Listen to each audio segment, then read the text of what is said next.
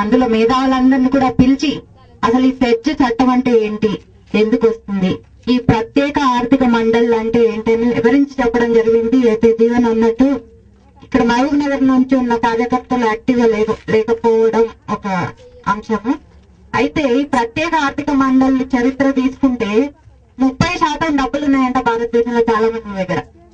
30% డబ్బులు ఏం చేయాలనుకుంటే ఏదో ఒకటి చేయాలి కాబట్టి భూమి కావాలి. భూమి ఒక్కటే ఉన్నది. ఆ భూమి కావాలంటే ఏం చేయాలని ఒక రిలయన్స్ ఆయన ఫోన్లు తెలుసు కదా, ఆయన 150 ఎకరాల భూమి మహారాష్ట్రలో తీసుకుందామని చేసినాడు, మొదలుపెట్టిండు ఆయన. అక్కడ ప్రజా ఉద్యమాలు వచ్చిన తర్వాత చాలా వరకు తగ్గినాయి. అయితే ఈ ప్రత్యేక ఆర్థిక మండలి ఎందుకు వచ్చినాయంటే ఇవాళ చైనాలో వ్యవసాయం లేదు, ఇండస్ట్రీస్ పెట్టుకుంటే మనకు పైసలు వస్తాయి అనేది వచ్చింది. అసలు వ్యవసాయం పెట్టుకుంటే 20,000 డబ్బులు 10,000 చేస్తే మీరు ఏం చేసిండ్రు చెప్పండి అమ్మ. మన గవర్నమెంట్ ఏమంటుందంటే భూముల మీద మనకు ఆదాయం వస్తలేదు కాబట్టి ఇండస్ట్రీలు పెట్టుకుంటాం కాబట్టి ఆ ఇండస్ట్రీ నుంచి వచ్చే డబ్బులు మనం షేర్ మార్కెట్లలో పెడితే ఆ షేర్ మార్కెట్లో వచ్చే లాభాలు మనకు అందరికి పైసలు వస్తాయని. అసలు నాకే తెలియదు, మరి జీవన్ సార్కి ఏమన్నా తెలుసుంటుందేమో షేర్ మార్కెట్ అంటే ఏందో. ఆ ఇచ్చే 5-10 వేలకి ఆర్గ్యుమెంట్, ఆ ఇచ్చే 5-10 వేలకు షేర్ మార్కెట్లలో పెట్టి వచ్చే డబ్బుల కోసం మనము మన భూములను పంచుకుంటున్నాం. ఇది మన ముందున్న సమస్య. అసలు భూమి పంచుకుంటున్నాం, ఎందుకు పంచుకుంటున్నాం అంటే 20,000 వచ్చినాయి, 50,000 వచ్చినాయి, ₹1,00,000 వచ్చినాయని చెప్తున్నాం. ఎన్ని రోజులు ఈ ₹1,00,000తో బతుకుతాం అనేది ఎవరం ఆలోచించాం. ₹1,00,000 పోతే పోయినాయి. రేపు సెజ్లో వస్తే 1000, అసలు యాక్చువల్ మీరు కలకత్తాలో చూస్తే 1000 ఎకరాలు టాటా కంపెనీకి అనవసరం. ఫస్ట్ వాళ్ళకి కావాల్సింది హైవే పక్కనున్న భూమి. 1000 ఎకరాలలో టాటా కంపెనీకి అవసరమయ్యేది 70 ఎకరాలు మాత్రమే. ఎంత పెద్ద కంపెనీ పెట్టుకున్నా 100 ఎకరాల కంటే ఎక్కువ శాతం కాదు ఎవరికైనా. మిగిలిందంతా ఏం చేయాలంటే పెద్ద పెద్ద వాళ్ళకి పెద్ద పెద్ద బిల్డింగులు, స్కూళ్లు, కంపెనీలు, రియల్ ఎస్టేట్లు కావాలి వాళ్ళకి. ఇవాళ హైదరాబాద్, సింగపూర్ సిటీలో ఊడ్చే ఆమెకి పని దొరుకుతలేదు. ఇంగ్లీష్ మాట్లాడటం కావాలంట ఆమెకి. ఇవాళ సంజయ్ కన్నట్టు మనం లేదే అది అడుస్తుందా నడవదా అనేది కాదు. అసలు మనం ఆ చుట్టుపక్కల కూడా లేము.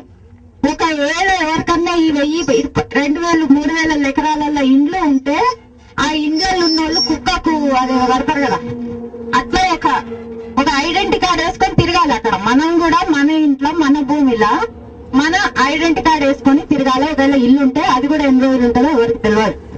కాబట్టి ఈ పెద్ద కుట్రలు ఎందుకు వెళ్తున్నాయంటే ఈ మధ్య నేను థాయిలాండ్ కొన్ని దేశాలు తిరిగినా, అట్లా థాయిలాండ్ కి భూమి పేదల కోసం భూమి అనే దానికోసం పోతే అక్కడ మాతో పాటు వరల్డ్ బ్యాంకు, ఆయన పెద్ద వాటి వ్యాపారస్తులు, వరల్డ్ బ్యాంకు, చైనా వాళ్ళు కూర్చొని ఉన్నారు. నాకు అర్థం కాలే, వీళ్ళు పేద ఉద్యమకారులతో వీళ్ళేం చేస్తుందంటే వాళ్ళు చాలా జాగ్రత్తగా ప్రపంచంలో ఎక్కడెక్కడ ఏం భూములు ఉన్నాయి అన్ని తీసుకొని పెట్టుకుంటున్నారు చిట్ట. ఎట్లా మీ గవర్నమెంట్స్ మా దగ్గరకు వస్తున్నాయి, మేము మీ దగ్గరకు వస్తాం, మీ దగ్గర ఏమేమి ఉన్నాయంటే మంచి మంచి భూములు ఉన్నాయి మన దగ్గర, ప్రపంచంలో ఎక్కడ లేనివన్నీ ఉన్నాయి మన దగ్గర. కాబట్టి మీ పేదలు మీరు ఏమైనా కావండి, మేము మాత్రం మీ భూములు తీసుకుంటాం. మీ భూములు తీసుకోవడానికి మేము మీ గవర్నమెంట్లను వాడుకుంటాం. ఇవాళ రేపు మన గవర్నమెంట్ ఏదో చేస్తుంది, ఇది లీగలా ఇల్లీగలా అనేది జీవన్ సార్ బాగా తెలుసు. లీగల్ గా అంటే 1% ఏరబుల్ ల్యాండ్ అంటే 1% పంట భూమిని మాత్రమే ఏసేజ్ కన్నా తీసుకోవాలి. ఇవాళ తీసుకునే అన్ని కూడా పంట భూములే, అది ఇల్లీగల్. అది ఎప్పుడు ఎవరి కింద వస్తుంది, అది ఎప్పుడన్నా మనం మార్చుకోవచ్చు. ఇప్పుడు మీరు చెప్పినట్టు అదేంటి పార్కు అయితే ఏమైనా పనికి వస్తుంది అంటే పార్కు అది ఎవరైనా సరే మన భూమి తీసుకుంటే మనల్ని ఫస్ట్ గెంటేస్తాడు. అందులోకి పని మనుషులకు కూడా వాళ్ళ పనికి, ఎందుకంటే అన్నిటికీ యంత్రాలు ఉన్నాయి, మిషన్లు ఉన్నాయి, మనుషులు అక్కర్లేదు వాళ్ళ. కాబట్టి భూమిని పక్కకు జరిగి మీరు దయచేసి ఆలోచించవద్దు. కష్టపడతాం మన భూమిలో ఏం పర్వాలేదు, అందులో ఒక చెట్టు పెరుగుతుంది, మన ఎంతమంది గిరిజనులు అవి అన్ని తినుకుంటే అక్కడే వండుకుంటాం, మనం కూడా అట్లనే వండుకోవాలి. కానీ 10,000, 20,000, 30,000, 50 ఎకరాలు ఉన్నవాడికి 10,000 పోతే 10 ఎకరాలు పోతే పెద్ద నష్టం లేదు. 2-3 ఎకరాలు ఉన్న వాళ్ళకి కష్టం కదా. అందుకని ఇక్కడ ఇండస్ట్రీస్ అభివృద్ధి అంటే ఒక అగ్రవర్ణాల మాత్రమే అభివృద్ధి. ఇండస్ట్రీస్ అంటే వాళ్ళ చేతుల్లోనే ఉన్నాయి. కాబట్టి ఇక్కడ మళ్ళీ దళిత బహుజన కులాల కాడికి వచ్చేసరికి 1 ఎకరం, 2 ఎకరాలు, 3 ఎకరాలు ఉన్నోళ్ళు వాళ్ళు ఎప్పుడు మనుషుల కింద ఏ చట్టానికి కనపడరు, గవర్నమెంట్ కనపడరు, ఎవరికి కనపడరు. మనం ఎందుకు కనపడరు నాకు అర్థం కాదు.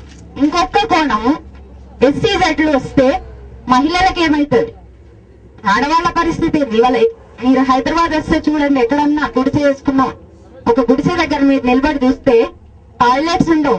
పిల్లలు ఏమైతుందో ఈ 3-4 ఏళ్ళ ఆడపిల్లలు కూడా రేప్ చేస్తారు. ఇవ్వాలి మనకు అరోషన్ ఎక్కువైపోయింది ఇవాళ. అయితే ఆడవాళ్ళ పరిస్థితి ఏంది? ఏం బతకాలి? మగవాళ్ళు ఆత్మహత్యలు చేసుకుంటారు, బయటకు వచ్చి మీటింగ్లలో కూర్చొని మాట్లాడుకునే అవకాశం ఉంది. ఆడవాళ్ల పరిస్థితిని గురించి ఆలోచించే అసలు భూమికి ఆడవాళ్లకి, భూమికి పేదవాళ్లకు ఉన్నది కేవలం ఆర్థిక కోణం మాత్రమే కాదు, మనం బతుకంతా దాంట్లోనే ఉంది. ఇవాళ విమల చెప్పినట్టు చిలుకల గురించి ఎందుకు చెప్పింది విమల? భూమి ఉన్నాయి కాబట్టి, చెట్లు ఉన్నాయి కాబట్టి, గాలి ఉంటుంది, చిలుక ఉంటది. ఇవాళ మనకు మొత్తం ప్రపంచం అంతా అదే. అండ్లది తింటాం, చెట్టు కింద వండుకుంటాం, అందరినీ అంత చేస్తాం కాబట్టి అది మన జీవితం. భూమి అంటే ఒట్టి పైసలు కాదు, భూమి అంటే పొలం కాదు, భూమి అంటే పంచుకుంటాను కదా. భూమి అంటే బతుకు. మనం బతుకులు పోతున్నాయి ఇవాళ. కాబట్టి గోవాలో అయింది, మహారాష్ట్రలో అయింది, కలకత్తాలో అయింది. ఇది ఒక పిచ్చి. ఇప్పటివరకు మనం BHCL చూసినా, HCL చూసినా, పెద్ద పెద్ద స్టీల్ ఫ్యాక్టరీల దగ్గర చూసినా ఎక్కడ పేదవాడు బాగుపడలేదు. మన కళ్ళ ముందున్న నిజం. పెద్ద కంపెనీ వస్తే పెద్ద ఉద్యోగాలు వస్తాయనేది అంతా ఉత్తిదే. పెద్ద కంపెనీ వస్తే పెద్ద పెద్ద చదువులు చదువుకున్న వాళ్ళకి వస్తే పెద్ద పెద్ద చదువుకున్న వాళ్ళు మన దాంట్లో ఎవరు ఉండరు. ఇది మాత్రం మనం గుర్తుపెట్టుకోవాల్సింది. ఒకవేళ రేపు ఎవడన్నా వచ్చి పెద్ద ఉద్యోగాలు వస్తాయి, పెద్ద కంపెనీలు వస్తాయంటే కూడా మనం నమ్మడానికి వీల్లేదు. కాబట్టి ఇప్పటి వరకు స్టీల్ ప్లాంట్లు, BHCL ఏంటేంటో చూసినా కూడా ఎక్కడ కూడా అభివృద్ధి అనేది జరగలేదు. ఆ ఒక్క లొకాలిటీ తప్పితే థాయిలాండ్ లాంటి దేశాలలో కూడా ఒకటే సిటీ డెవలప్ అవుతుంది, అందులో డబ్బులున్నోడే డెవలప్ అవుతాడు. కాబట్టి నేను ఒకటే విన్నపం చేసేది ఏంటంటే, ప్రజా ఉద్యమాల ముందు చాలా వరకు SCZలు వెనక్కి పోయినాయి. మళ్ళీ మనం కూడా ఇక్కడ ప్రజా ఉద్యమాలు చేస్తే, గట్టిగా దాని మీద నిలబడితే తప్పకుండా మనకు న్యాయం జరుగుతుందని ఆశిస్తూ ధన్యవాదాలు.